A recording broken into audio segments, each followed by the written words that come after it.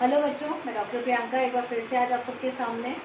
बच्चों, जैसे कि आप सबको पता है कि हमने ग्लोबलाइजेशन का सब्जेक्ट उठाया हुआ है और ग्लोबलाइजेशन की आज मेरी सेकंड वीडियो है। कल की वीडियो में मैंने वर्ल्ड ट्रेड ऑर्गेनाइजेशन के बारे में आप सबको बताया था और मुझे काफ़ी अच्छा फीडबैक मिला उस वीडियो के बाद। और आज मैं अपनी सेकेंड वीडियो में वर्ल्ड बैंक के बारे में आपके साथ डिस्कस करूँगी। बट इस टॉपिक को शुरू करने से पहले मैं 2 मिनट आप लोगों से बात करना चाहती हूँ। जैसे कि मैं बहुत सारे एसओएल के बच्चों के ग्रुप में एडेड हूँ और साथ ही साथ मेरे कमेंट्स में भी मुझे काफ़ी बच्चों की क्यूरियोसिटी देखने को मिल रही है। वो ये जानना चाह रहे हैं कि कहीं हमारे एग्ज़ाम्स कैंसिल तो नहीं हो रहे। कुछ बच्चे पूछ रहे हैं कि हमारे ऑनलाइन एग्ज़ाम्स तो नहीं होंगे।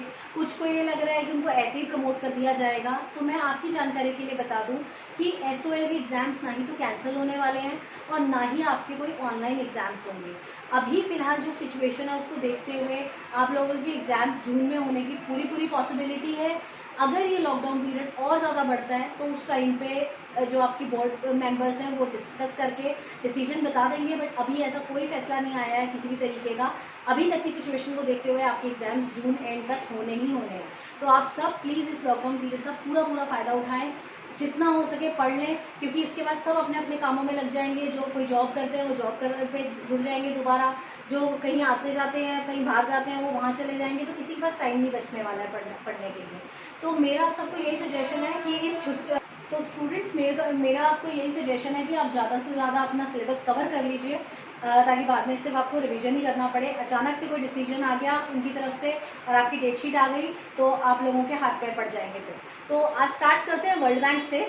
वर्ल्ड बैंक जो है एक ऐसा इंटरनेशनल फाइनेंशियल इंस्टीट्यूशन है जो प्रोवाइड करता है लोन्स और ग्रांट्स हर उस पुअर कंट्री को जो अपने कैपिटल प्रोजेक्ट्स को परस्यू करना चाहती है।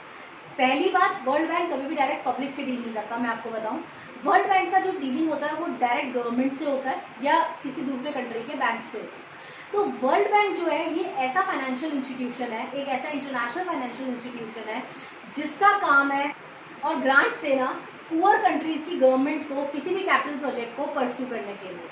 अभी कैपिटल प्रोजेक्ट्स क्या होते हैं? कैपिटल प्रोजेक्ट्स का मतलब होता है कुछ ऐसे प्रोजेक्ट जिसमें बहुत ज़्यादा इन्वेस्टमेंट लगती है। देखिए, हर कंट्री की क्षमता नहीं है कि वो अपने प्रोजेक्ट्स के ऊपर पैसा लगा सके, अपने कंट्री की डेवलपमेंटल प्रोजेक्ट्स के ऊपर पैसा लगा सके। तो उस काम के लिए उस देश की गवर्नमेंट वर्ल्ड बैंक से मदद मांगती है एज अ उधार। उनसे पैसा लिया जाता है ताकि वो उनको हेल्प कर सकें और बाद में धीरे धीरे चुका दिया जाएगा। इंडिया के ऊपर भी बहुत सारा लोन है वर्ल्ड बैंक का जो कि अभी तक भी चुकाया नहीं गया है। इंडिया उसके इंटरेस्ट तले ही दबा हुआ है अभी तो फिलहाल बहुत ज़्यादा। तो हर कंट्री, चाहे वो अंडर डेवलप्ड हो चाहे वो डेवलपिंग हो, लोन तो वो वर्ल्ड बैंक से लेती ही है। वो वर्ल्ड बैंक के ऊपर है कि उनको लोन देना है या नहीं देना। बात करते हैं वर्ल्ड बैंक के कॉन्स्टिट्यूएंट्स की। देखिए, 5 मेजर कंपोनेंट्स हैं हमारे वर्ल्ड बैंक के: IBRD, IDA, IFC, MIGA and ICSID। सबसे पहला IBRD की फुल फॉर्म है international bank for reconstruction and development. IDA is international development association. IFC is international finance corporation. MIGA is multilateral investment guarantee agency and ICSID is international centre for settlement of international disputes. इन पांचों bodies के अलग अलग functions होते हैं। जो overall world bank का काम है वो इन पांचों में डिवाइडेड है। इन सबके नाम से ही आपको पता चल रहा होगा। International bank for reconstruction and development का काम होता है डेवलपमेंटल और रिकंस्ट्रक्शन पर्पस के लिए लोन प्रोवाइड करना। IDA का काम है, डेवलपमेंट एसोसिएशन है ये और डेवलपमेंट पर्पस के लिए लोन देती है ये। इसका फाइनेंस देने का काम है। इसका इन्वेस्टमेंट की जो ये गारंटी एजेंसी है जो इन्वेस्टमेंट पर्पस के लिए लोन देती है। और ICSID is dispute settlement body. कहीं पर अगर किसी दो कंट्री के बीच में किसी फाइनेंस को लेकर डिस्प्यूट हो गया तो वो ये संभालते हैं। तो आपको इसके फंक्शंस नहीं लिखने हैं, आपके सिलेबस में इसके फंक्शंस नहीं है। You have to just write down the 5 components of world. अब वर्ल्ड बैंक का जो हेडक्वार्टर है वो कहाँ पर? वर्ल्ड बैंक का हेडक्वार्टर वाशिंगटन DC US में है और इसके जो मेंबर्स हैं वो 189 कंट्रीज इसके मेंबर्स हैं, जिसमें से इंडिया इसका 4th मेंबर है। वर्ल्ड बैंक फॉर्म हुआ था 1944-45 में। तो इसका जो जन्म है वो 44-45 लिखेंगे हम, क्योंकि उस टाइम पे मीटिंग के दौरान ये बना था। तो जब भी कोई चीज़ मीटिंग के दौरान बनती है और 2 साल को बीच में कवर करती है तो हम उसका ईयर इस तरीके से लिखते हैं। तो ये बेसिकली आपके वर्ल्ड बैंक की इंट्रोडक्शन होगी।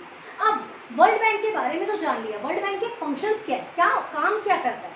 अब एक चीज़ मैं आपको और बताऊंगी। कई बच्चे अक्सर कंफ्यूज रहते हैं कि ऑब्जेक्टिव, फीचर्स, फंक्शंस ये सब अलग अलग हैं, हम कैसे याद करें। आपको एक ट्रिक बताती हूँ।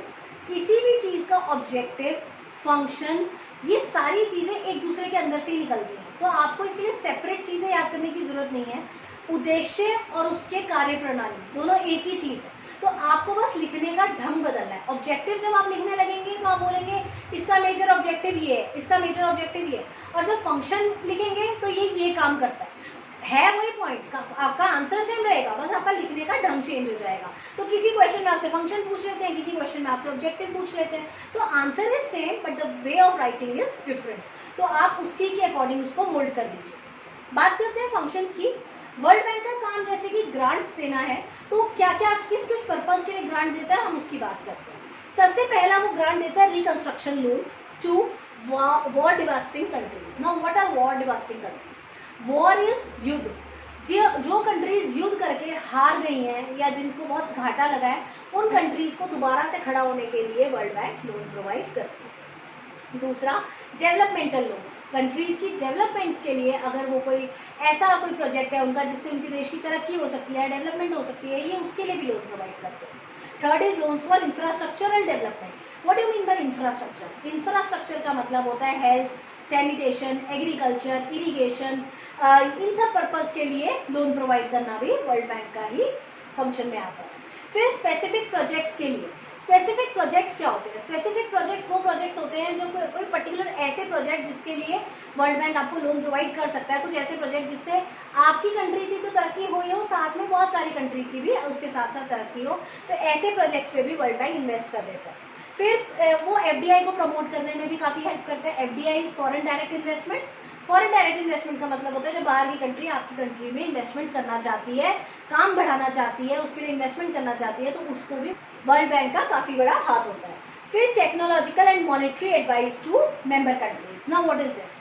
मेंबर कंट्रीज को टेक्नोलॉजिकल एडवाइस और मॉनेटरी एडवाइस देना भी वर्ल्ड बैंक का एक रोल है। देखिए, टेक्नोलॉजिकल एडवाइस और मॉनेटरी एडवाइस क्या है? वर्ल्ड बैंक का काम पैसा देना है।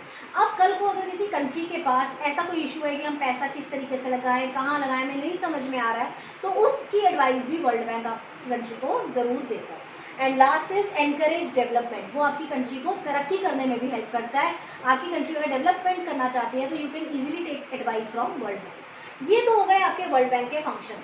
अब एक छोटा सा इंपॉर्टेंट पॉइंट बताती हूँ आपको डालने के लिए, जो मैंने ऊपर हाईलाइट भी किया है। इंडिया ने भी बहुत बार लोन लिया है वर्ल्ड बैंक से।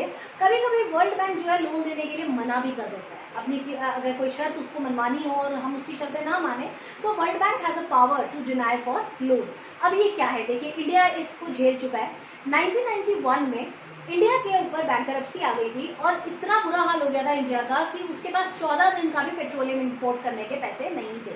आपको पता होगा पेट्रोलियम हम इंडिया वाले हमेशा बाहर से इंपोर्ट करते हैं, तो जब हमारे पास 14 दिन का भी पेट्रोलियम इंपोर्ट करने के पैसे नहीं बचे थे, तो we asked for help from world bank. हम वर्ल्ड बैंक के पास हमने अप्रोच किया हेल्प के लिए। उस टाइम पे हमारे देश के प्राइम मिनिस्टर थे PV नरसिम्हा राव और हमारे फाइनेंस मिनिस्टर थे डॉक्टर मनमोहन सिंह। तो इन लोगों ने उनसे जब वर्ल्ड बैंक वालों से पूछा कि लोन के लिए, ने $7 बिलियन का लोन मांगा था, बट वर्ल्ड बैंक ने उस टाइम उनको लोन देने के लिए मना कर दिया। रीज़न क्या था इसके पीछे? वो चाहते थे इंडिया अपनी इकोनॉमी को ओपन इकोनॉमी बनाए और दूसरी कंट्री को FDI करने में हेल्प करे, ओपन करे, दूसरी कंट्रीज आके इनके अंदर इन्वेस्ट कर सके। बट इंडिया उस टाइम विलिंग नहीं था इस काम के लिए, बट कोई ऑप्शन था नहीं, इसलिए उनको वर्ल्ड बैंक की बात माननी पड़ी और उन्होंने थोड़ा सा टाइम डिस्कशन करके 1991 में पॉलिसी बना दी। न्यू इकोनॉमिक पॉलिसी के नाम से आप सब जानते हैं। जिसने 11th-12th में इकोनॉमिक्स पढ़ी है वो इसके बारे में जानता होगा, और जो नहीं जानता है NEP के बारे में, उसके लिए मैं बता दूं कि NEP is new economic policy 1991, that is very famous policy. और उस पॉलिसी के अंदर हमारे देश में लिबरलाइजेशन, प्राइवेटाइजेशन और ग्लोबलाइजेशन आया।